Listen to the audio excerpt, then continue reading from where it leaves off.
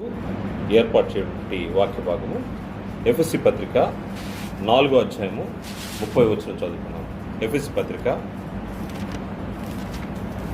4వ అధ్యాయము 30వ వచనం. దేవుని పరిశుద్ధాత్మను దుఃఖపరచుకుడి, విమోచన దినం వరకు ఆయనందు మీరు ముద్రింపబడి ఉన్నారు. దేవుని పరిశుద్ధాత్మను దుఃఖపరచుకుడి, విమోచన దినం వరకు ఆయనందు మీరు ముద్రింపబడి ఉన్నారు. దేవుని పరిశుద్ధాత్మ. ఈ దేవుని పరిశుద్ధాత్మ అంటే ఎవరో మనము ముందుగా తెలుసుకొని దాని తర్వాత విమోచన దినం వరకు ఆయనందు మనం ముద్రింపబడి ఉన్నాం కనుక ఆయన్ను దుఃఖపరచకూడదు అని గ్రంథం తెలియజేసిన దాన్ని బట్టి ఏ విషయాల్లో మనము జాగ్రత్త కలిగి ఉండాలో గ్రంథంలోంచి పరిశీలన చేద్దాము. ఈ పరిశుద్ధాత్మ ఎవరు అని మనము ఆలోచన చేస్తే ఈ పరిశుద్ధాత్మ దైవత్వంలో ఉన్నటువంటి ఒక వ్యక్తిగా గ్రంథము తెలియజేస్తూ ఉంది. పరిశుద్ధాత్మను దైవత్వంలో ఉన్నటువంటి ఒక వ్యక్తిగా. దైవత్వంలో ఎవరెవరు ఉన్నారంటే తండ్రి అయిన దేవుడు ఉన్నాడు, కుమారుడు అయిన క్రీస్తు ప్రభు వారు ఉన్నారు, దాని తర్వాత దేవుని యొక్క ఆత్మ అయినటువంటి పరిశుద్ధాత్మ ఉన్నారు. ఈ ముగ్గురు వ్యక్తులు దైవత్వంలో ఉన్నారు. ఈ దైవత్వంలో ఉన్నటువంటి పరిశుద్ధాత్మ దేవుని యొక్క గుణలక్షణాలు కలిగినటువంటి ఆత్మగా గ్రంథంలో తెలుపబడింది. దేవుని యొక్క గుణలక్షణాలు కలిగినటువంటి ఆత్మ ఈ యొక్క పరిశుద్ధాత్మ అని గ్రంథంలో తెలుపబడింది. ఈ పరిశుద్ధాత్మకు గ్రంథంలో అనేక పేర్లతో పరిశుద్ధాత్మను పిలిచినట్టుగా మనము చూస్తూ ఉన్నాము. ఈ పరిశుద్ధాత్మని గ్రంథంలో పేర్లు మనం ఆలోచన చేస్తే ఈ పరిశుద్ధాత్మ దేవుని ఆత్మ అని, యెహోవా ఆత్మ అని పిలువబడ్డాడు. దేవుని ఆత్మ అని మరియు యెహోవా ఆత్మ అని పిలువబడ్డాడు. యెషయా గ్రంథము 40వ అధ్యాయము 12-13 వచనాలు చూస్తే, యెషయా గ్రంథము 40వ అధ్యాయము 12-13 వచనాలు చూస్తే, తన పుడిసిటిలో జలములు కొలిచిన వాడెవడు, జేనతో ఆకాశముల కొల చూచిన వాడెవడు, భూమిలోని మన్ను కొలపాత్రలో ఉంచిన వాడెవడు, త్రాసులో పర్వతములను తూచిన వాడెవడు, తూనిక చేత కొండలను తూచిన వాడెవడు, యెహోవా ఆత్మకు నేర్పిన వాడెవడు. యెహోవా ఆత్మ.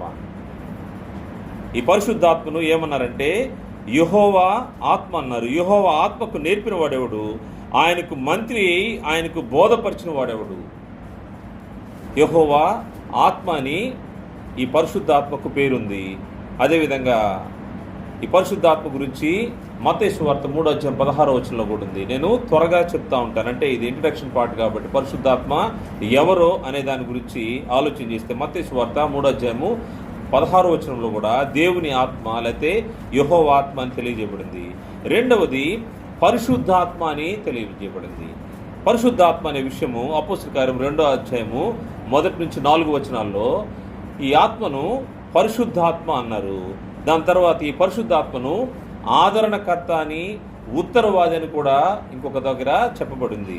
యోహాను సువార్త 15వ అధ్యాయము 26వ వచనంలో, యోహాను సువార్త 15వ అధ్యాయము 26వ వచనంలో ఈ పరిశుద్ధాత్మనే ఆదరణకర్త అని లేకపోతే ఉత్తరవాది అని తెలియజేయబడ్డారు. అదేవిధంగా ఈ పరిశుద్ధాత్మ గురించి మరొక చోట యోహాను సువార్త 14వ అధ్యాయము 15-17 వరకు మరియు 26వ వచనంలో సత్య స్వరూపి అయిన ఆత్మ అని తెలియజేయబడ్డాడు. ఈ పరిశుద్ధాత్మని సత్య స్వరూపి అయిన ఆత్మ. పలు రకాలైనటువంటి పేర్లలో ఈ యొక్క పరిశుద్ధాత్మ గురించి గ్రంథంలో మనకు తెలియజేయబడ్డది. దీనికి ఉన్నటువంటి పేర్లు మనకు రకరకాలుగా గ్రంథంలో కనబడతాయి. దేవుని ఆత్మని, యెహోవా ఆత్మని, పరిశుద్ధాత్మని, ఆదరణకర్తని, ఉత్తరవాదని, సత్య స్వరూపి అయినటువంటి ఆత్మ అనే విషయాలను మనము చూసాము. పరిశుద్ధాత్మ యొక్క పని ఏంటో మనము ఆలోచన చేయాల్సిన అవసరం ఉంది. ఈ పరిశుద్ధాత్మ ఏం చేస్తూ ఉంటాడు? ఈయన దైవత్వంలో ఉన్నటువంటి ఒక వ్యక్తిగా మనం చూసాము. దేవుని యొక్క గుణలక్షణాలు కలిగినటువంటి వ్యక్తి. ఈయనకు రకరకాల పేర్లు ఉన్నాయని మనము గమనించాము. ఈ పరిశుద్ధాత్మ యొక్క పని ఏంటో మనం ఆలోచన చేస్తే ఈ పరిశుద్ధాత్మ ఈ సృష్టిని ప్రారంభించేటప్పుడు, ఈ సృష్టి యొక్క ప్రారంభంలో సృష్టి కార్యంలో ఆయన పాలు పంచుకున్నట్టుగా మనము ఇప్పుడే చదివాము. యెషయా గ్రంథము 40వ అధ్యాయంలో ఆయన సృష్టిలో పాలు పొందాడు. సృష్టిని దేవుడు నిర్మాణం చేసినప్పుడు క్రీస్తుతో పాటు కలిసి పనిచేసిన వ్యక్తిగా మనకు ఈ పరిశుద్ధాత్మ కనబడుతున్నాడు. ఇప్పుడు మనం చదువుకున్నటువంటి యెషయా గ్రంథము 40వ అధ్యాయము 12-13 వచనాల్లో తన పుడిసిటిలో జలములు కొలిచిన వాడెవడు, జేనతో ఆకాశముల కొల చూచిన వాడెవడు, భూమిలో నీ మన్ను కొలపాత్రలో ఉంచిన వాడెవడు, త్రాసుతో పర్వతములను తూచిన వాడెవడు, తూనెకి చేత కొండలను తూచిన వాడెవడు. ఇవన్నిటినీ అంటే మెజర్మెంట్స్ అన్నీ కూడా పరిశుద్ధాత్మ ద్వారా జరిగినట్టుగా మనకు కనబడతా ఉంది. సముద్రంలో నీళ్లు, ఆకాశముల యొక్క కొలతలు, అదేవిధంగా పర్వతములు, తర్వాత కొండలు, వీటన్నిటినీ కొలవడము, ఏది ఎంత పరిమాణంలో ఉండాలో, వాటి యొక్క విస్తీర్ణం ఎంతో, వాటి యొక్క లోతు పొడవు ఎంతో, ఇటువంటి విషయాలన్నీ కూడా ఎవరు చేశారు అంటే ఈ సృష్టిని నిర్మించినప్పుడు పరిశుద్ధాత్మ పనిగా మనకు కనబడతా ఉంది. దాన్ని బట్టి యెహోవా ఆత్మకు నేర్పిన వాడెవడు. ఈ యొక్క కార్యక్రమంలో ఆయన పాలిభాగస్తుడయ్యాడు ఈ సృష్టి కార్యక్రమంలో. అందువల్ల ఆయనకు నేర్పిన వాడెవడు, యెహోవా ఆత్మ. పరిశుద్ధాత్మను గురించి మనం చూస్తే ఆయన మొదటి పని సృష్టి ప్రారంభంలో ఆయన ఉన్నట్టుగా మనకు కనబడుతుంది. అంతకంటే ముందుగా సృష్టికి ముందు పరిశుద్ధాత్మ ఏ విధంగా ఉన్నాడనే విషయాన్ని ఆదికాండము 1వ అధ్యాయము 2వ వచనం చూస్తే పరిశుద్ధాత్మ ఎలా ఉన్నాడో మనకు అక్కడ కనబడుతుంది. ఆదియందు దేవుడు భూమి ఆకాశములు సృజించెను, భూమి నిరాకారముగాను శూన్యముగాను ఉండెను, చీకటి అగాధ జలము పైన కమ్మి ఉండెను, దేవుని ఆత్మ జలముల పైన అల్లాడుచుండెను. దేవుని ఆత్మ జలముల పైన అల్లాడుచుండెను. దేవుని ఆత్మ జలముల పైన ఉన్నాడు. ఈయన సృష్టి ప్రారంభం చేసేటప్పుడు ఈయన సముద్రంలో నీళ్ళెంత ఉండాలో కొలిచినవాడు, అదేవిధంగా ఆకాశాలను కొలిచినవాడు, దాని తర్వాత భూమి యొక్క విస్తీర్ణాలని, కొండలను, పర్వతాలను కొలిచి ఏది ఎక్కడ ఎంత పరిమాణంలో ఉండాలో, ఏ స్థాయిలో ఉండాలో వాటిని సెట్ చేసిన వాడు పరిశుద్ధాత్మని మన గ్రంథంలో కనబడుతుంది. అందువల్ల సృష్టి కార్యక్రమంలో ఈయన ఉన్నట్టుగా మనకు కనబడుతూ ఉంది. అదేవిధంగా పాత నిబంధనలో మనం ఆలోచన చేస్తే పాత నిబంధనలో దేవుని యొక్క వర్తమానాలని తీసుకొచ్చేదానికి, తర్వాత దేవుని యొక్క పనులు జరిగించేదానికి, దేవుని యొక్క భక్తులకు ఆయన బలపరిచిన సందర్భాలు అనేకం మనకు కనబడతా ఉంటాయి గ్రంథంలో. ఆయన తన యొక్క దేవుని యొక్క భక్తులను బలపరిచేదానికి పరిశుద్ధాత్మ వారి మీదకు వచ్చినట్టుగా అనేక సందర్భాల్లో మనకు పాత నిబంధనలో భక్తుల విషయాల్లో మనము గమనించవచ్చు. అదేవిధంగా ఈ పరిశుద్ధాత్మ క్రీస్తు యేసు ద్వారా రక్షించబడిన వారికి దేవుని యొక్క వరంగా ఇవ్వబడినట్టుగా మన గ్రంథంలో కనబడుతుంది. క్రీస్తు యేసు ద్వారా క్రీస్తు ప్రభువు యొక్క రక్తంలో కడుగుబడిన వారికి వరంగా, బాప్తిసం పొందిన వారికి వరంగా ఇవ్వబడినట్టుగా మనకు గ్రంథంలో కనబడుతుంది. అపోస్తలుల కార్య గ్రంథము 2వ అధ్యాయము 38వ వచనం చూస్తే, అపోస్తలుల కార్య గ్రంథము 2వ అధ్యాయము 38వ వచనంలో, పేతురు, మీరు మారు మనసు పొంది పాప క్షమాపణ నిమిత్తం ప్రతివాడును యేసుక్రీస్తు నామమున బాప్తిసం పొందుడి, అప్పుడు మీరు పరిశుద్ధాత్మను వరమును పొందుదురు. పరిశుద్ధాత్మ అనే వరము, పరిశుద్ధాత్మ అనే వరము ఎవరికి ఇవ్వబడ్డదంటే ఎవరైతే మారు మనసు పొంది పాప క్షమాపణ నిమిత్తము బాప్తిసం తీసుకుంటారో వారి యొక్క హృదయాల్లో పరిశుద్ధాత్మ దేవుడు ఉంచాడు. అదేవిధంగా వారికి వరంగా అనుగ్రహించాడు. ఈ పరిశుద్ధాత్మ ద్వారా ఎవరెవరైతే రక్షించబడతారో వారు ఏం జరుగుతూ ఉంటుందంటే వారు పరిశుద్ధాత్మతో నడిపించబడతా ఉంటారు. దేవుని యొక్క మార్గంలో పరిశుద్ధాత్మ ద్వారా నడిపించబడే ఆలోచన దేవుని యొక్క ఏర్పాట్లో ఉంది. అందువల్ల రక్షించబడిన వారిని ఆత్మ సంబంధంగా నడిపించేది ఎవరంటే పరిశుద్ధాత్మ. అది పరిశుద్ధాత్మ యొక్క పని అయింది. విశ్వాసుల్ని సర్వ సత్యంలోకి నడిపించే కార్యక్రమం. అందుకోసమే ఆయన సత్య స్వరూపైన ఆత్మ అని ఆయనకు పేరు ఇవ్వబడింది. అంటే సత్యంలోకి ఆయన మనల్ని నడిపిస్తూ ఉంటాడు. కాబట్టి ఎవరైతే క్రీస్తు యేసునందు రక్షించబడతారో వారికి ఆత్మ సంబంధంగా గైడ్ చేస్తూ ఉంటాడనమాట. తర్వాత ఈయన చేసే ఇంకొక పని గురించి ఆలోచన చేస్తే, పరిశుద్ధాత్మ చేసే పని క్రీస్తుని గురించి సాక్ష్యం ఇస్తూ ఉంటాడు. ఈ లోకంలో అనేక మంది క్రీస్తుని తెలియక, క్రీస్తు గురించి ఎరుగకుండే వారికి సాక్ష్యం ఇస్తూ ఉంటాడు. క్రీస్తు ఎవరో తెలియజేస్తూ ఉంటాడని గ్రంథము తెలియజేస్తూ ఉంది. యోహాను సువార్త 15వ అధ్యాయము 26వ వచనం చూస్తే, యోహాను సువార్త 15వ అధ్యాయము 26వ వచనం చూస్తే, తండ్రి యొద్ద నుండి మీ యొద్దకు నేను పంపబో ఆదరణకర్త అనగా తండ్రి యొద్ద నుండి బయలుదేరు సత్య స్వరూపైన ఆత్మ వచ్చినప్పుడు ఆయన నన్ను గూర్చి సాక్ష్యం ఇచ్చును. క్రీస్తు ప్రభువు చెప్తున్న మాట ఇది. పరిశుద్ధాత్మ గురించి పరిచయం చేస్తూ ఆయన ఏమని పరిచయం చేశారంటే, తండ్రి యొద్ద నుండి మీ యొద్దకు నేను పంపబో ఆదరణకర్త. పరిశుద్ధాత్మకు మనం చూసాం ఇందాకే, పరిశుద్ధాత్మని ఆదరణకర్త అన్నారు. ఆదరణకర్త అంటే కింద ఫుట్ నోట్లో ఉత్తరవాది. తండ్రి యొద్ద నుండి మీ యొద్దకు నేను పంపబో ఆదరణకర్త అనగా, తండ్రి యొద్ద నుండి బయలుదేరు సత్య స్వరూపైన ఆత్మ వచ్చినప్పుడు ఆయన నన్ను గురించి సాక్ష్యం ఇచ్చును. క్రీస్తు ప్రభువుని గురించి సాక్ష్యం ఇచ్చే పని ఆదరణకర్త అయినటువంటి పరిశుద్ధాత్మది. ఒక వ్యక్తికి సువార్త వినిపించినప్పుడు వినబడిన సువార్తని ఒప్పింపజేసే కార్యక్రమం పరిశుద్ధాత్మ జరిగిస్తూ ఉంటాడు. ఆయన ఏం చేస్తూ ఉంటాడంటే, నీ హృదయంలోనికి వాక్యం వెళ్ళిన తర్వాత క్రీస్తు యేసుని రక్షకుడిగా అంగీకరించే విధంగా ఒప్పింపజేసే బాధ్యత పరిశుద్ధాత్మ తీసుకుంటా ఉంటాడు. ఆయన సాక్ష్యం ఇస్తూ ఉంటాడు, ఈ నిజంగా దేవుని కుమారుడు క్రీస్తు ప్రభువారని, క్రీస్తు ప్రభువారు నీ పాపం నిమిత్తం ఆయన మరణించాడని, నీ కోసం ఆయన భూమి మీదకు వచ్చాడనే విషయాల్ని స్పష్టంగా నీకు అర్థమయ్యే విధంగా, నీ మనోనేత్రాలు వెలిగింపబడే విధంగా కార్యక్రమాలు జరిగించేది పరిశుద్ధాత్మ యొక్క పనిగా కనబడతా ఉంది. మరియు క్రీస్తుని గురించి సాక్ష్యం ఇస్తూ ఉంటాడు. ఆయన సాక్ష్యం ద్వారా నీవు విశ్వసించేదానికి అవకాశం ఉంటుంది. మరియు ఇందాక మనం అనుకున్నట్టుగా ఎవరెవరైతే రక్షించబడతారో రక్షించబడిన విశ్వాసులను సర్వ సత్యములోనికి నడిపించే బాధ్యత పరిశుద్ధాత్మ చేస్తూ ఉంటాడు. యోహాను సువార్త 16వ అధ్యాయము 13వ వచనం చూస్తే, యోహాను సువార్త 16వ అధ్యాయము 13వ వచనంలో, అయితే ఆయన అనగా సత్య స్వరూపైన ఆత్మ వచ్చినప్పుడు మిమ్మును సర్వ సత్యములోనికి నడిపించును. ఆయన తనంతట తానే ఏమీ బోధింపక వేటిని వినునో వాటిని బోధించి సంభవింపబో సంగతులను మీకు తెలియజేయను. ఈయన దూరదర్శిగా మనకు కనబడతా ఉంటాడు. అంటే ఏమైతే తండ్రి దగ్గర విన్నాడో ఆ విషయాల్ని ఆయనంతటా ఆయన మాట్లాడంట.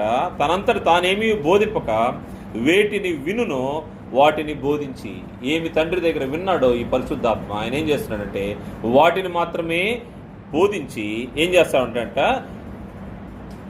వేటిని వినునో వాటిని బోధించి సంభవింపబో సంగతులను మీకు తెలియజేయను. సంభవింపబో సంగతులు అంటే ముందుగా జరగబోయే విషయాలు. ఈరోజు మన గ్రంథస్థం చేయబడినటువంటి ఈ విషయాల్లో ప్రకటన గ్రంథం లాంటి జరగబోయే సంగతుల్ని ఎలా తెలుసుకున్నారంటే పరిశుద్ధాత్మ ద్వారా. ఈ ప్రవచనలు, ఈ యొక్క గ్రంథంలోని ప్రతి మాట పరిశుద్ధాత్మ ద్వారా గ్రంథస్థం చేయబడ్డది. మనం చూడొచ్చు, పరిశుద్ధాత్మ ద్వారా భక్తులు పలికినటువంటి మాటలే ఈ గ్రంథంలోని విషయాలనే విషయం మనకు పేతురు రాసినటువంటి 2వ పత్రిక 20వ అధ్యాయంలో మనం చూస్తే, 2వ పత్రిక 1వ అధ్యాయం 20వ వచనంలో, ఒకడు తన ఊహను బట్టి చెప్పుట వల్ల లేఖనములో ఏ ప్రవచనం పుట్టదని మొదట గ్రహించుకుని వలను. ఈ గ్రంథంలోని విషయాలు ఎవరి యొక్క ఊహన వల్ల లేకపోతే వాళ్ళ ఆలోచన వల్ల రాసినవి కాదంట. ఏలైనగా ప్రవచనం ఎప్పుడునూ మనుషుని ఇచ్చిన బట్టి కలగలేదు, కానీ మనుష్యులు పరిశుద్ధాత్మ వలన ప్రేరేపింపబడిన వారై దేవుని మూలముగా పలికిరి. పరిశుద్ధాత్మ వలన ప్రేరేపింపబడిన వారై దేవుని మూలముగా పలికిరి. పరిశుద్ధాత్మ ఈ గ్రంథంలోని విషయాలు మనకు రాయిపించి భద్రపరిచి పెట్టున్నాడు. పరిశుద్ధాత్మ యొక్క పని ఈ గ్రంథంలోని దేవుని యొక్క వాక్యాన్ని మనకు సజీవంగా ఈ విధంగా ఇవ్వగలిగే పరిస్థితి.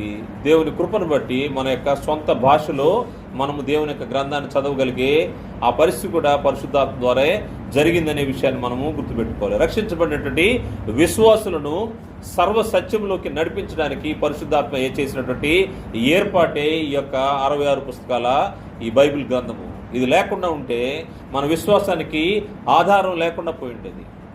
ఈ గ్రంథం మన చేతిలో మన భాషలో ఉండబట్టి మనం విశ్వసించడానికి, క్రీస్తు యేసుని రక్షకుడిగా అంగీకరించడానికి మనకు అవకాశం ఏర్పడింది.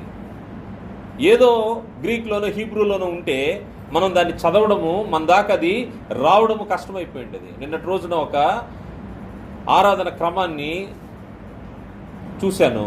ఆరాధన క్రమం ఎలా ఉందంటే, వారు ఎక్కువ శాతము తెలుగులో మాట్లాడుతున్నారు, కానీ ఎక్కువ శాతము గ్రీక్ హీబ్రూ భాషల్ని మాట్లాడుతూ ఉన్నారు. వాళ్ళు సబ్బాతును ఆచరించేవాళ్ళు. శనివారము ఆరాధన జరిగించే వారి యొక్క ఆరాధన ఒకటి టీవీలో చూశాను నేను. ఆశ్చర్యంగా ఉండింది. సబ్బాతు మొత్తం ఎక్కువగా వాళ్ళు పాత నిబంధన గ్రంథము గ్రీక్ భాషలో హీబ్రూ భాషలో ఉండే పదాలని వాడుతూ దాన్ని తెలుగులో ఎక్స్ప్లెయిన్ చేస్తూ ఉన్నారు. ఆదివారం కాదు వాళ్ళు ఆరాధన చేసేది, వాళ్ళు శనివారము యూదుల ఆచారం ప్రకారము కార్యక్రమాన్ని జరిగించే విధానాన్ని చూసి ఆశ్చర్యంగా అనిపించింది. కానీ వాస్తవంగా దేవుని సంకల్పాన్ని బట్టి ప్రభు దినంలో, పునరుద్ధాన దినంలో మనము ఈరోజు ఆరాధన జరిగించుకున్నామంటే అది పరిశుద్ధాత్మ ద్వారా మనకు ఇవ్వబడినటువంటి గ్రంథాధారం. ఇది లేకుండా ఉంటే మనం కూడా మన విశ్వాసానికి ఆధారం లేని పరిస్థితులు ఉండేవి. అందువల్ల పరిశుద్ధాత్మ చేసే పనులు మనం చూసాము. ఈ యొక్క గ్రంథాన్ని పరిశుద్ధాత్మ మనకి ఇచ్చాడు. ఈ పరిశుద్ధాత్మను దుఃఖపరచుకుడి, దేవుని పరిశుద్ధాత్మను దుఃఖపరచుకుడని గ్రంథం చెప్పినప్పుడు ఈ పరిశుద్ధాత్మ విషయంలో నీవెలా ఉండాలి, నేనెలా ఉండాలి, దాని గురించి మనము గ్రంథంలో ఆలోచన చేస్తే పరిశుద్ధాత్మకు వ్యతిరేకముగా దూషణ చేయకూడదు, పరిశుద్ధాత్మను దూషించకూడదని గ్రంథము తెలియజేస్తూ ఉంది.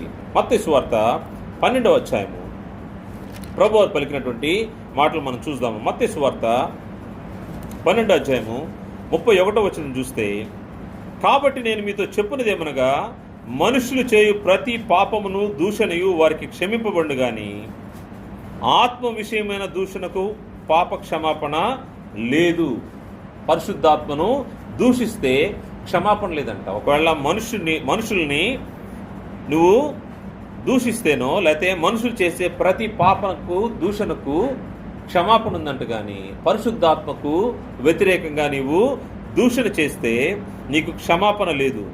మరి ముఖ్యంగా కింద 32వ వచనంలో మనుష్య కుమారునికి విరోధముగా మాట్లాడువానికి పాప క్షమాపణ కలదు కానీ పరిశుద్ధాత్మకు విరోధముగా మాట్లాడువానికి ఈ యుగమందైనను రాబో యుగమందైనను పాప క్షమాపణ లేదు.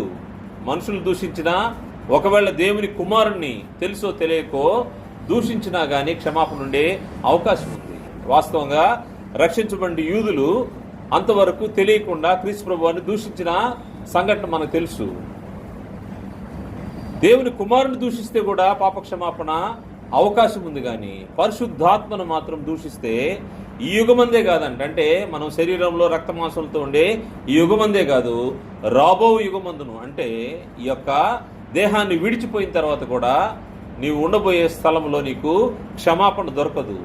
ఈ యుగమందును రాబో యుగమందు కూడా పాప క్షమాపణ లేదు, ఛాన్సే లేదంట.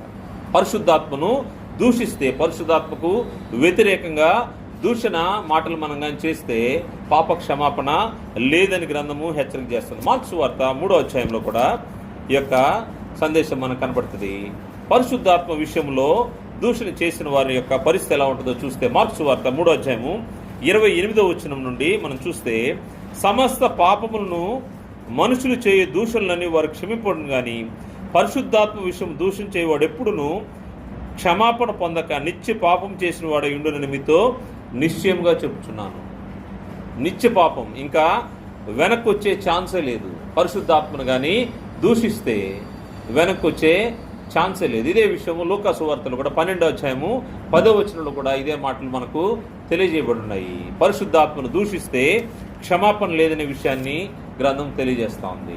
ఈ పరిశుద్ధాత్మతో ఏ విధంగా మనము మసలుకోవాలి, ఎందుకంటే ఈ పరిశుద్ధాత్మ నీ హృదయంలో దేవుడు నీతో పాటు ఉండడానికి, నీతో కంపానియన్గా, నీతో సహవాసం చేయడానికి దేవుడు నీకు ఇచ్చినప్పుడు ఆ పరిశుద్ధాత్మతో నువ్వు ఏ విధంగా నువ్వు ఉంటున్నావు, మసలుకుంటున్నావు మనకు కనబడకపోవచ్చు. ఎందుకంటే ఆయన ఆత్మస్వరూపి, మనకు కనబడే అవకాశం లేదు. మనలాగా దేహము రక్తమాంసాలు కలిగిన వ్యక్తి కాదు పరిశుద్ధాత్మ. అందువల్ల మనకు కనబడకపోవచ్చు, కానీ ఎప్పుడు కూడా మనతో పాటే ఉంటాడు ఆయన.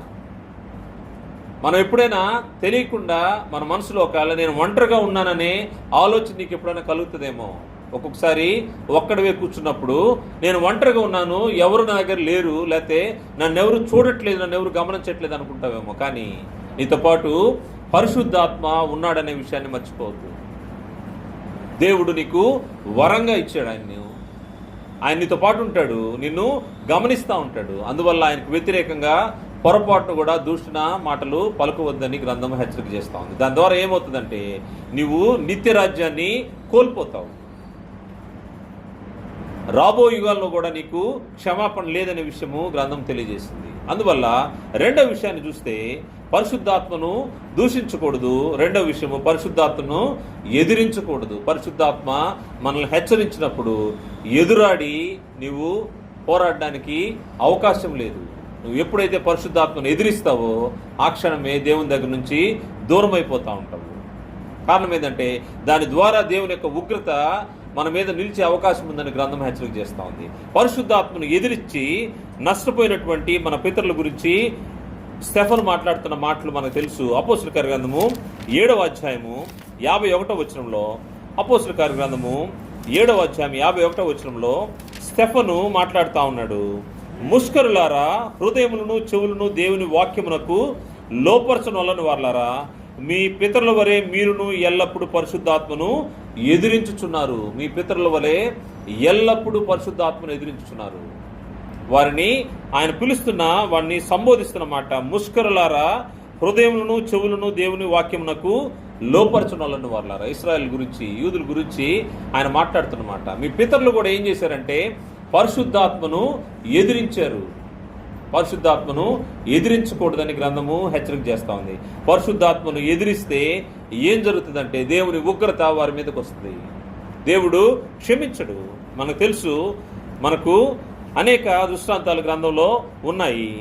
పరిశుద్ధాత్మను ఎదిరించినటువంటి వ్యక్తులు ఏ విధంగా దేవుని ఉగ్రతకు లోనయ్యారో మనం దినవృత్తాంతాల గ్రంథము 2వ దినవృత్తాంతములు 36వ అధ్యాయాన్ని మనం పరిశీలన చేస్తే, 2వ దినవృత్తాంతములు 36వ అధ్యాయము 15-16 వచనాలు చూస్తే, ఇశ్రాయేలీయులు పరిశుద్ధాత్మను ఎదిరించిన తర్వాత ఏ విధంగా వారు నష్టపోయారో, ఏ విధంగా దేవుడు వారి మీదకు ఆయన కోపం ఏ విధంగా వచ్చిందో గ్రంథంలో చూస్తే, వారి పితరుల దేవుడైన యెహోవా తన జనుల యందును తన నివాస స్థలముల యందును కటాక్షము గలవాడై వారి ఎద్దుకు తన దూతల ద్వారా వర్తమానం పంపుతూ వచ్చిన, దూతలంటే ప్రవక్తల ద్వారా వర్తమానం పంపుతూ వస్తే, పెందల కడ లేచి పంపుచూ వచ్చినను వారు దేవుని దూతలను ఎగతాళి చేయుచు, ఆయన వాక్యములను తృణీకరించుచు, ఆయన ప్రవక్తలను హింసించుచురాగా నివారింప శక్యము కాకుండా యెహోవా కోపము ఆయన జనుల మీదకి వచ్చెను.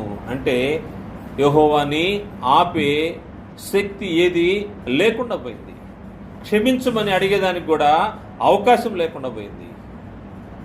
ఇశ్రాయేలు ఎప్పుడు సనిగినా, ఎప్పుడు పాపం చేసినా, ఎప్పుడు దేవుని మార్గం నుండి తొలగినా మోషే లాంటి దైవజనులు ఏం చేసేవాళ్ళంటే వెంటనే అడ్డంగా పోయి వారికి అడ్డంగా దేవునికి మధ్యలో పడిపోయి సాగిలపడి దేవుని క్షమాపణ అడిగేవారు వారి పక్షంగా. దాని తర్వాత మోషే తర్వాత యెహోషువ న్యాయాధిపతులు అనేక మంది వచ్చారు. రాజుల కాలం జరిగిపోతూ ఉంది. కానీ ప్రవక్తల్ని దేవుడు ఇచ్చినప్పుడు ప్రవక్తల యొక్క మాట వినకుండా ఇశ్రాయేలీలు పరిశుద్ధాత్మను ఎదిరించారు. దేవుని దూతల ద్వారా పరిశుద్ధాత్మ పూర్ణులై వచ్చినటువంటి దూతలను వారు ఏం చేశారంటే ఎగతాళి చేస్తూ వచ్చారంట. ఆయన వాక్యములను తృణీకరించుచు ఆయన ప్రవక్తలను హింసించురాగా దేవుని కోపము వచ్చేసింది. దాని గురించి స్టెఫను మాట్లాడుతూ, మీ పితరుల వలె మీరును ఎల్లప్పుడూ పరిశుద్ధాత్మను ఎదిరించుచున్నారు. పరిశుద్ధాత్మను ఎదిరించకూడదు. పరిశుద్ధాత్మను ఎదిరిస్తే దేవుని యొక్క కోపము చూడాల్సిన పరిస్థితి ఏర్పడుతుందని గ్రంథము హెచ్చరిక చేస్తూ ఉంది. పరిశుద్ధాత్మను నిర్లక్ష్యం చేసి ఎదిరించామంటే దాని తర్వాత నిత్యరాజ్యాన్ని కోల్పోతాం, దేవుని యొక్క ఉగ్రతకు లోనవుతామని గ్రంథము హెచ్చరిక చేస్తూ ఉంది. ఇంకొక మాట పరిశుద్ధాత్మ గురించి తెలియజేయబడింది. పరిశుద్ధాత్మతో నువ్వు ఏ విధంగా వ్యవహరించాలి? పరిశుద్ధాత్మను దుఃఖపెట్టకూడదు. పరిశుద్ధాత్మని దుఃఖపెట్టకూడదని గ్రంథము హెచ్చరిక చేస్తుంది. మనం మూలవాక్యంలో చదువుకున్నాము. ఎఫెసీ పత్రిక 4వ అధ్యాయము 30వ వచనంలో, దేవుని పరిశుద్ధాత్మను దుఃఖపరచుకుడి, దేవుని పరిశుద్ధాత్మను దుఃఖపరచుకుడి, విమోచన దినం వరకు ఆయన యందు మీరు ముద్రింపబడి ఉన్నారు. విమోచన దినము ఒకరోజు నీవు నేను విమోచించబడే ఒకరోజు వస్తుంది. క్రీస్తు న్యాయపీఠం ఎదుట నిలబడే రోజు ఒక రోజు వస్తుంది. ఆ విమోచన దినం వరకు నువ్వు పరిశుద్ధాత్మను దుఃఖపెట్టకుండా ఉండాలి. కారణం ఏంటంటే మనము ఆయన మనలో ముద్రించబడి ఉన్నాడు. ఆయన ఎందు మీరు ముద్రింపబడితే అని గ్రంథం తెలియజేస్తూ ఉంది. ఆయన ఎందు ముద్రింపబడి ఉన్నాము అంటే ఆయన్ని మనల్ని వేరు చేసేదానికి అవకాశం లేదు. ఒక పేపర్ ఉంది, పేపర్ పైన స్టాంప్ వేస్తాం, ముద్రిస్తాము. ముద్రించిన తర్వాత ఆ ముద్రను తీసివేయడానికి ఎంత కష్టమో, అవి రెండు ఎలా కలిసిపోయి ఉంటాయో, పేపర్ స్టాంప్ ఎలా కలిసిపోయి ఉంటాయో, మనం పరిశుద్ధాత్మతో ముద్రించబడిన మనము వేరు చేయడానికి అవకాశం లేని పరిస్థితిలో ఉన్నాము. అందువల్ల జాగ్రత్తగా పరిశుద్ధాత్మను దుఃఖ పెట్టద్దు అని గ్రంథము హెచ్చరిక చేసింది. పరిశుద్ధాత్మను దుఃఖ పెట్టకూడదు. ఎందుకంటే ఒకరోజు మన గురించి మనల్ని సర్వ సత్యంలోకి నడిపించే వ్యక్తి దుఃఖపడతా ఉంటే దేవుని రాజ్యం నుంచి మనము ఆయన యొక్క స్వాస్థ్యాన్ని, ఆయన ఏర్పాటు చేసిన దాన్ని మొత్తాన్ని మనం కోల్పోయేదానికి అవకాశం ఉంది. అందువల్ల దుఃఖ పెట్టకుండా ఉండాలని మన గ్రంథము తెలియజేస్తూ ఉంది. కారణం ఏంటంటే ఆయన మనకు సహాయం చేసేవాడే. ఆలోచన చేస్తే మన బలహీనతల్లో ఆయన సహాయం చేసేవాడు. మనకు ప్రార్థన అంటే ఏంటో తెలియదు, మనకు ఏ విధంగా ప్రార్థన చేయడం కూడా తెలియదు. ప్రార్థన చేయలేని పరిస్థితుల్లో, మన బలహీనతల్లో దేవుని యొక్క వరమైనటువంటి పరిశుద్ధాత్మ మనల్ని ఏం చేస్తూ ఉంటాడంటే గైడ్ చేస్తూ ఉంటాడు. ఏ విధంగా ప్రార్థన చేయాలో మన పక్షంగా ఆయన ప్రార్థన చేస్తుంటాడని గ్రంథము తెలియజేస్తుంది. రోమపత్రిక 8వ అధ్యాయము 26, 27 వచనాలు చూస్తే, రోమపత్రిక 8వ అధ్యాయము 26, 27 వచనాలే, అటువలే ఆత్మయు మన బలహీనతను చూచి సహాయం చేయుచున్నాడు. మనం శరీర విషయంలో మనం బలహీనము. కారణం ఏంటంటే ఈ శరీరం ద్వారా మనం జరిగించే కార్యాల ద్వారా మనము నిత్యము తప్పిపోయే అవకాశం ఉండి తప్పిపోతున్న వారము. మన బలహీనతలు తెలుసు కాబట్టి అటువలే ఆత్మయు మన బలహీనతను చూచి సహాయం చేయుచున్నాడు. ఏలనగా మనము యుక్తముగా ఎలాగో ప్రార్థన చేయవలనో మనకు తెలియదు, కానీ ఉచ్చరింప శక్యము కాని మూలుగులతో ఆత్మ తానే మన పక్షముగా విజ్ఞాపన చేయుచున్నాడు. మన పక్షంగా విజ్ఞాపన చేసేది, ఒకవేళ నేను ప్రార్థన చేస్తున్నాను, విజ్ఞాపన చేస్తున్నాను దేవునికి అనుకుంటావేమో, నీకు యుక్తంగా ప్రార్థన చేయడము రాదు. దాన్ని బట్టి మన పక్షంగా పరిశుద్ధాత్మ ఆయన ఏం చేస్తానంటే ఉచ్చరింప శక్యము కానీ మూలుగులతో ఆ ఆత్మ తానే దేవునికి విజ్ఞాపన చేస్తూ ఉంటాడు. అటువంటి సహాయకారి అయినటువంటి పరిశుద్ధాత్మ ఆయనలో మనం ముద్రించబడి ఉన్నాము. విమోచన దినం వరకు ఆయనతో మనం కలిసి ఉండాల్సిన పరిస్థితి ఉంది. బాప్తిసం తీసుకున్న రోజు నుంచి పరిశుద్ధాత్మతో నీవు కలిసి ఉండాల్సిన అవసరం ఉంది. అలా కలిసి ఉండకపోతే, పరిశుద్ధాత్మని దుఃఖ పెడితే ఏం జరుగుతూ ఉంటుందంటే నిత్యత్వాన్ని కోల్పోతాము. మనకు ప్రార్థన చేయడం తెలీదు, ఆయన సహాయం లేకపోతే మనము ఏం చేయలేము, దేవుని దగ్గరకు రాలేనటువంటి పరిస్థితి. అందువల్ల పరిశుద్ధాత్మను దుఃఖ పెట్టకూడదని గ్రంథం తెలియజేస్తుంది. మరియు పరిశుద్ధాత్మను అణిచిపెట్టవద్దు, పరిశుద్ధాత్మని సర్ప్రైజ్ చేయవద్దు. అంటే మన దేహంలో జరిగే కార్యక్రమాలు మనం చూస్తే, మనం ఈ భూమిపైన అనేక విషయాలు చూస్తూ ఉంటాము. వాటి చూసినప్పుడు మనకు మన యొక్క మనసులో కోరికలు పుడతా ఉంటాయి. ఆ కోరికలను సఫలం చేసుకోవడానికి దేహానికి ఆత్మకు మధ్య పోరాటం జరుగుతూ ఉంటుంది. ఎప్పుడు నిత్యం జరిగే పోరాటమే. ఒక మనిషి జీవితంలో దేహానికి ఆత్మకు మధ్య పోరాటం ఉంటుంది. విశ్వాసకైతే మరెక్కువగా దేవుని యొక్క ఆత్మ గైడ్ చేస్తూ ఉంటుంది. ఎలా గైడ్ చేస్తూ ఉంటాడంటే, ఇది మంచి చెడుల్ని వివేచించే జ్ఞానాన్ని పరిశుద్ధాత్మ నీకు దయచేస్తూ ఉంటాడు. ఈ మంచి చెడులో ఎప్పుడైతే తెలుస్తూ ఉంటుందో ఇది చేయకూడదు అన్నప్పుడు దేహము చేయాలని ప్రేరేపిస్తూ ఉంటుంది. దేహం చేయాలని ప్రేరేపిస్తుంది, ఆత్మ వద్దు అని నిన్ను హెచ్చరిస్తూ ఉంటాడు. ఆ సమయంలో మనం ఏం చేస్తూ ఉంటామంటే పరిశుద్ధాత్మని కాసేపట్ట కాముగా ఉండని పక్కన అట్టు పెడతా ఉంటాం, ఆయన్ని అణిచిపెడతా ఉంటాము. ఆయన అక్కడ నుంచి ఈ చెవిలో వినబడతా ఉంటుంది. ఆయన్ని అణిచిపెట్టి దేహం ఏదైతే కోరుకుంటుందో దాన్ని జరిగించేస్తూ ఉంటాం. దేహం కోరుకున్న దాన్ని జరిగిస్తాము, పరిశుద్ధాత్మ చెప్పేదాన్ని అణిచివేస్తాము. ఇలా అణిచివేసి ఒక రోజుకి ఈ మాటలే దేహం కార్యాలయం మనం జరిగించుకుంటూ పరిశుద్ధాత్మని ఆర్పివేసే పరిస్థితి ఏర్పడుతుంది. ఒక వ్యక్తిలో పరిశుద్ధాత్మ ఆరిపోయాడు అంటే అతడు గ్యారంటీగా నిత్య నరకానికి వెళ్ళిపోతాడు. ఎటువంటి డౌట్ లేదు దాంట్లో. కారణం ఏంటంటే జీవితంలో ఒకసారి కాదు, 2 సార్లు కాదు, నిరంతరం ప్రతిరోజు పరిశుద్ధాత్మని నువ్వు అణిచిపెడుతూ ఒక రోజుకి ఆర్పేస్తావు. ఆర్పేసినప్పుడు నువ్వు దేహ సంబంధిగా, శరీర సంబంధిగా దేవునికి దూరం అయిపోతూ ఉంటావు. అది దేవుని ఇంట్లోకి చేరినా కానీ ఈ యొక్క కార్యక్రమం జరిగే అవకాశం ఉంది. అందుకోసం గ్రంథము హెచ్చరిక చేస్తూ ఉంది.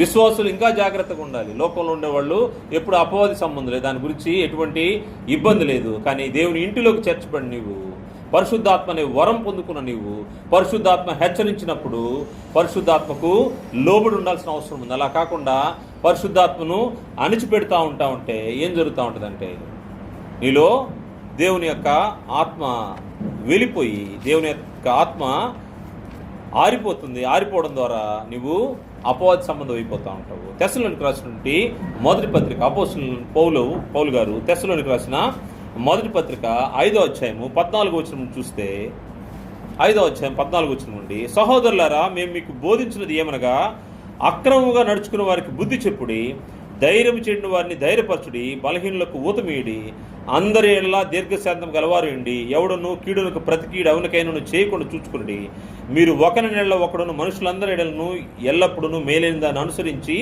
నడుచుకుని ఎల్లప్పుడూ సంతోషంగా ఉండడి, ఎడదెగక ప్రార్థన చేయడి, ప్రతి విషయమందును కృతజ్ఞతాస్తుతులు చెల్లించుడి, ఇలాగు చేయుట యేసుక్రీస్తునందు మీలో మీ విషయంలో దేవుని చిత్తం. ఇవన్నీ దేవుని చిత్తాన్ని జరిగించడానికి విశ్వాసులకు చేయబడినటువంటి హెచ్చరికలు.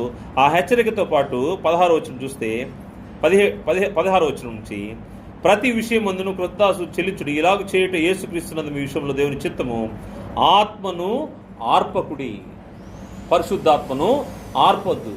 ఎలా ఆర్పుతామంటే మనం చేసే క్రియలు, మన ఆలోచనల్ని మనము అవలంబించే మనము దేన్నైతే చేయడానికి పూనుకుంటామో అది పరిశుద్ధాత్మ సంబంధించినటువంటి హెచ్చరికకు సంబంధించి మార్చుకున్నదా లేకపోతే శరీరాన్ని బట్టి జరిగించిందా?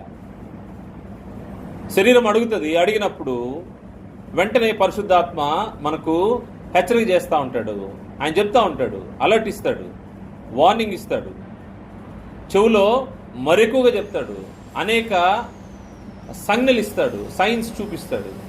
వాటన్నిటినీ నిర్లక్ష్యపెట్టి, దుఃఖపెట్టి, అణిచిపెట్టి ఆత్మను ఆర్పేసే అవకాశం ఉంది. అందుకోసమే దేవుని ఆత్మను ఆర్పకుడి, ఆత్మను ఆర్పద్దంట. పరిశుద్ధాత్మను ఆర్పితే వారు నిత్య జీవాన్ని కోల్పోతారని గ్రంథం తెలియజేస్తుంది. 23వ వచనంలో, సమాధానకర్తకు దేవుడే మిమ్మల్ని సంపూర్ణముగా పరిశుద్ధపరచును గాక, మీ ఆత్మయు జీవమును శరీరమును మన ప్రభు అయిన యేసుక్రీస్తు రాకడయందు నిందారహితముగాను సంపూర్ణంగాను ఉండునట్లు కాపాడబడుగాక. ఆత్మ సంపూర్ణంగా దేవుని యొక్క రాకడ సమయంలో, క్రీస్తు ప్రభు యొక్క రాకడ సమయంలో ఎలాగుండాలంట? మన ఆత్మ జీవము నిందారహితంగా సంపూర్ణంగా ఉండాలని మన గ్రంథం హెచ్చరిక చేస్తా ఉంది. పరిశుద్ధాత్మ మన మీద అప్పీల్ చేసే పరిస్థితి ఉండకూడదు. లేకపోతే నేను చెప్పాను వినలేదనే పరిస్థితి అక్కడ రాకూడదు. లేకపోతే అనేక మార్లు నేను హెచ్చరించినా ఈ మనిషి నన్ను ఆర్పేశాడని దేవుని దగ్గర చెప్పకూడదు. ప్రభు రాకడప్పుడు నిందారహితంగా సంపూర్ణంగా మనము కనబడాలంటే దేవుని ఆత్మను ఆర్పకూడదని గ్రంథము హెచ్చరిక చేస్తూ ఉంది. మరొక విషయము, పరిశుద్ధాత్మతో మనము ఏ విధంగా డీల్ చేయాలి, ఏ విధంగా సహవాసం చేయాలి, కలిసి ఉండాలంటే నీ దేహము నీ దేవుని ఆత్మకు నిలయం అనే విషయాన్ని మర్చిపోవద్దని గ్రంథం హెచ్చరిక చేస్తూ ఉంది. దేవుని పరిశుద్ధ ఆత్మ ఎక్కడ ఉంటుందంటే మనలో నిలయంగా ఉంటుంది. మనము దేవునికి, మన దేహము ఆత్మకు నిలయము. అందువల్ల ఆత్మ మనలో నివసించాలి అంటే దానికి తగినట్టుగా మన దేహము పరిశుద్ధంగా పవిత్రంగా ఉండాల్సిన అవసరం ఉంది. అలా కాకుండా అపవిత్రంగా ఆత్మ నివసించలేని స్థితిలో మన దేహం యొక్క పరిస్థితులు ఉంటే మన దేహంలో పరిశుద్ధాత్మ ఉండే అవకాశం లేదని గ్రంథం హెచ్చరిక చేస్తుంది. కొరింథీయులకు రాసినటువంటి మొదటి పత్రిక 3వ అధ్యాయము 16-17 వచనాలు చూస్తే అపోస్తలుడు పౌలు గారు కొరింథీయులకు రాసినటువంటి మొదటి పత్రిక 3వ అధ్యాయము 16-17 వచనంలో, మీరు దేవుని ఆలయమై ఉన్నారనియు దేవుని ఆత్మ మీలో నివసించుచున్నాడనియు మీరు ఎరుగరా. దేవుని ఆత్మ మీలో నివసించుచున్నాడు. ఆయన ఒక వ్యక్తి. ఆయన మన దేహంలో నివసిస్తూ ఉన్నాడు. మన దేహంలో నివసించినప్పుడు ఎవడైనా దేవుని ఆలయంను పాడు చేసినాడలా దేవుడు వానిని పాడు చేయను. దేవుని ఆలయం పరిశుద్ధమైనది, మీరు ఆలయమై ఉన్నారు. దేవుని ఆలయం పరిశుద్ధమైనది. దేవుని ఆలయంతో మన శరీరాన్ని పోల్చినప్పుడు దేవుని ఆలయం పరిశుద్ధమైనది, మన శరీరాలు కూడా పరిశుద్ధంగా ఉండాలి. మనము పరిశుద్ధంగా ఉండాలి. ఎప్పుడైతే పరిశుద్ధంగా ఉంటామో మనకు అప్పుడు ఏం జరుగుతూ ఉంటుందంటే దేవుని యొక్క ఆత్మ మనలో నివసించేదానికి అవకాశం ఉంటుంది. పరిశుద్ధాత్మ నివసించకపోతే మనం సర్వసత్యంలోకి నడిపించబడలేము. మనకు దేవుని యొక్క మార్గాలు తెలియకుండా పోతూ ఉంటాయి. దేవుని యొక్క విశ్వాసంలో నడవడం కష్టమైపోతూ ఉంటుంది. మనకు ఆదరించే మనిషి లేకుండా పోతూ ఉంటాడు. మనకు ఆదరణకర్త సత్య స్వరూపిగా ఆత్మ మనల్ని సర్వ సత్యంలోకి నడిపించాలంటే నీ దేహాన్ని పరిశుద్ధంగా ఉంచుకోవాల్సిన అవసరం ఉంది. ఇది దేవుని ఆత్మకు నిలయము. ఈ దేహం పరిశుద్ధంగా ఉండాలని గ్రంథము హెచ్చరిక చేస్తూ ఉంది. మరియు పరిశుద్ధాత్మను మోసపరచుకుడి, పరిశుద్ధాత్మను మోసం చేసే అవకాశం కూడా ఉందంట. కారణం ఏంటంటే పరిశుద్ధాత్మని కొద్దిసేపు ఆయన కళ్ళు కప్పెట్టదామనే ఆలోచన చేసే మనుషులు ఉంటారు. కాసేపు నువ్వు కామ్గట్టు వెనక్కి పోయి ఉండయా, ముందుకు రాబాకు, నాకు వచ్చి చెవులో ఏం చెప్పాకని పరిశుద్ధాత్మను వెనక్కి నెట్టి ఆయన కళ్ళు కప్పెడదామని ఆలోచన చేసే మనుషులు ఉన్నారు. ఒక జంట ఉంది. ఆ జంట ఏం చేశారంటే పరిశుద్ధాత్మను మోసపరిచారని గ్రంథం తెలియజేస్తుంది. అపోస్తలుల గ్రంథము 5వ అధ్యాయంలో అననీయ సప్పీరా అనే జంట ఏం చేశారంటే వారు ఏకమై వారికి ఉన్న పొలాన్ని అమ్మారు. అమ్మి దాంట్లోంచి కొంత ధనాన్ని దాచిపెట్టారు. పరిశుద్ధాత్మను మోసం చేశారు. కొంత దాచిపెట్టి పరిశుద్ధాత్మ కళ్ళుగా పెట్టి ఏం కనబడదులే, మనం కొంత తీసి పెట్టాము, కొంత నిర్ణయించుకున్న దాంట్లో మనము కొంత తీసిపెట్టి కొంత తీసుకొచ్చి ఇదే అని చెప్తా ఉన్నారు. ఏకంగా కూడి అబద్ధం ఆడారు. దానివల్ల జరిగింది ఏందో మనకు తెలుసు. అపోస్తలుల గ్రంథం 5వ అధ్యాయము 1 నుంచి 11 వచనాలు మనం పరిశీలన చేస్తే అననీయ సప్పీరా పరిశుద్ధాత్మను ఏ విధంగా మోసం చేశారో మనకు కనబడుతుంది. దానికోసము అక్కడ వారు జరిగిన దాన్ని బట్టి అపోస్తలుల పాదాల దగ్గర పెట్టినప్పుడు 3వ వచనం చూసి అప్పుడు పేతురు వాళ్ళతో మాట్లాడుతూ ఉన్నాడు. అననీయ, నీ భూమి వెలలో కొంత దాచుకొని పరిశుద్ధాత్మను మోసపుచ్చుటకు సాతాను ఎందుకు నీ హృదయమును ప్రేరేపించను? హృదయాన్ని సాతాను ప్రేరేపిస్తే ఏం చేస్తూ ఉంటారంటే పరిశుద్ధాత్మని మోసపరచాలనే ఆలోచన కలిగి ఉంటారు. సాతాను ప్రేరేపించిన దాన్ని బట్టి వీళ్ళు పరిశుద్ధాత్మను మోసం చేయాలనుకున్నారు. పరిశుద్ధాత్మ కళ్ళు కప్పెట్టాలనుకొని చేసినప్పుడు అప్పుడు పేతురు మాట్లాడుతున్నాడు, పరిశుద్ధాత్మను మోసపుచ్చుటకు సాతాను ఎందుకు నీ హృదయమును ప్రేరేపించిన? అది నీ యొద్ద ఉన్నప్పుడు నీదే కదా, అమ్మిన పిమ్మట అది నీ వశమైన లేదా? ఎందుకు ఈ సంగతి నీ హృదయంలో ఉద్దేశించుకున్నావు? నీవు మనుషులతో కాదు దేవునితోనే అబద్ధమాడితేవని వాళ్ళతో చెప్పాను. దేవునితో అబద్ధం ఆడతావు. ఎప్పుడైతే నువ్వు పరిశుద్ధాత్మను మోసపరుస్తావో దేవుని అవమానపరిచిన వాడు అవుతావు, దేవునితో అబద్ధమాడిన వాడు అవుతావు, దేవుని పరిశుద్ధతను సన్మానించలేని వాడు అవుతావు. అలా జరిగిన దాన్ని బట్టి వారు ఏం జరిగిందంటే వారు నిత్యరాజ్యాన్ని కోల్పోయారు. ఈ భూమిపైన కూడా ప్రాణాన్ని విడిచారు భార్యాభర్తలు ఇద్దరు. పరిశుద్ధాత్మను మోసపరిస్తే అందుకోసమే పౌలు గారు తిమోతిని హెచ్చరిస్తూ ధనాపేక్ష సమస్త కీడులకు మూలమని హెచ్చరించాడు. దైవజనుడా, నీవైతే వీటిని విసర్జించమన్నాడు. దైవజనుడా అంటే అది ఏదో ఒకరిద్దరికి కాదు, విశ్వాసులందరికీ. ఎవరైతే దేవుని కుమారుని యొక్క రక్తంలో తమ పాపంలో కడుక్కున్నారో వారందరికీ ధనాపేక్ష సమస్త కీళ్లకు మూలం. ఏం జరిగింది అక్కడ? అన్నయ్య సప్పీరా వాళ్ళ పొలము వాళ్ళదే, వాళ్ళు అమ్మి తీసుకురామని ఎవరు వాళ్ళని అడగలేదు, వారే చేశారు ఆ పని. కానీ పరిశుద్ధాత్మను మోసం చేశారు. ఎప్పుడైతే నువ్వు ఒప్పుకున్న దాన్ని దేవునికి నువ్వు చెల్లించవో దాని ద్వారా నీవు ఉగ్రతను కొని తెచ్చుకుంటావు. సంఖ్యాకాండం 30వ అధ్యాయంలో 2వ వచనం చూస్తే ఒకడు యెహోవాకు మొక్కుకునే ఎడల లేక తాను బద్దుడొకటకు ప్రమాణం చేసిన ఎడల అతడు తన మాట తప్పక తన నోట నుండి వచ్చినదంతయు నెరవేర్చవలను. మాట తప్పక తన నోటి నుంచి ఏమొస్తుందో దేవుని పక్షంగా నీ పని చేస్తానని నువ్వు ఒప్పుకున్నావంటే ఒప్పుకున్న మాటను బట్టి చేయాల్సి వస్తుంది. లేకపోతే పరిశుద్ధాత్మను మోసపరిచిన వాడు అవుతావు అని గ్రంథము హెచ్చరిక చేస్తూ ఉంది. పరిశుద్ధాత్మను మోసపరిస్తే ఏం జరుగుతుందంటే దాని ద్వారా నీవు ఉగ్రతను కొని తెచ్చుకుంటావు. మనం చూసాం అన్నయ్య సప్పీరా యొక్క పరిస్థితి. అందువల్ల పరిశుద్ధాత్మను మోసపరచకుండా ఉండాలి. పరిశుద్ధాత్మతో మనము కలిసి జీవించాలని దేవుని యొక్క ఏర్పాటైంది. ఆయనతో ఉంటే మనకేం జరుగుతుందంటే మేలు జరుగుతుంది. ఆయన మనల్ని సర్వసత్యంలోకి నడిపిస్తాడు. మనకు ప్రార్థన చేయడం మనకు చేత కానప్పుడు ఆయన మన పక్షంగా ప్రార్థన చేస్తాడు. ఆయన దేవుని వాక్యం చేత మనల్ని హెచ్చరిస్తాడు. ఆయన విమోచన దినం వరకు మనతో పాటు ఉంటే మనము శ్రేష్టమైన దేశంలోనికి మనం చేరుకుంటాము.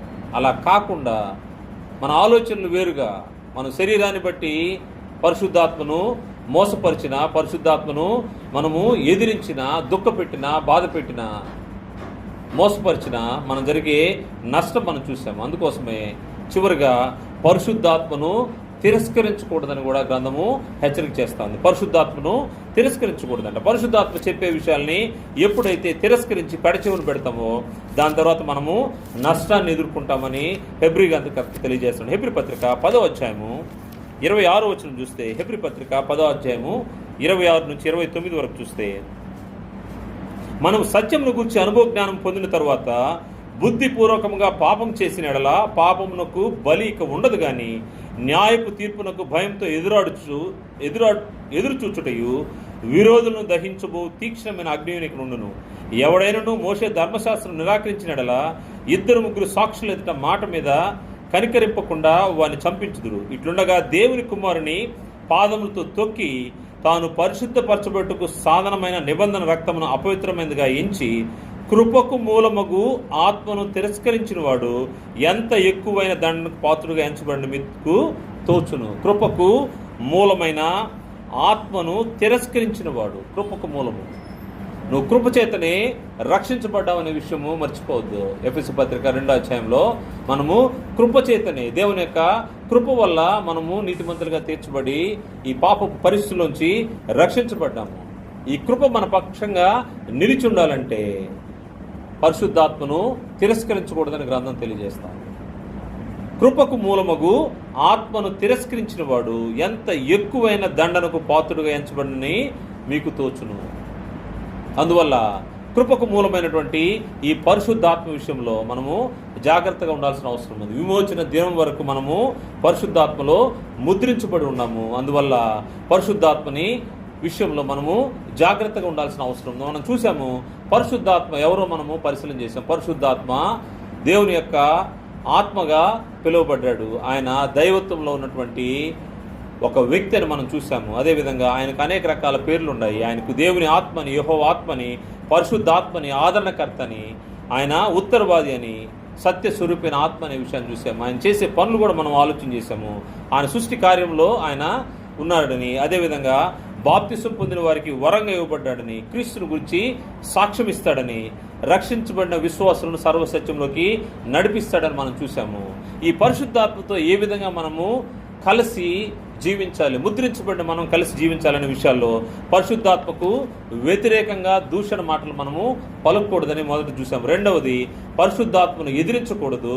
మూడవది పరిశుద్ధాత్మ దుఃఖపెట్టకూడదు. నాలుగవది పరిశుద్ధాత్మను అణిచిపెట్టకూడదు.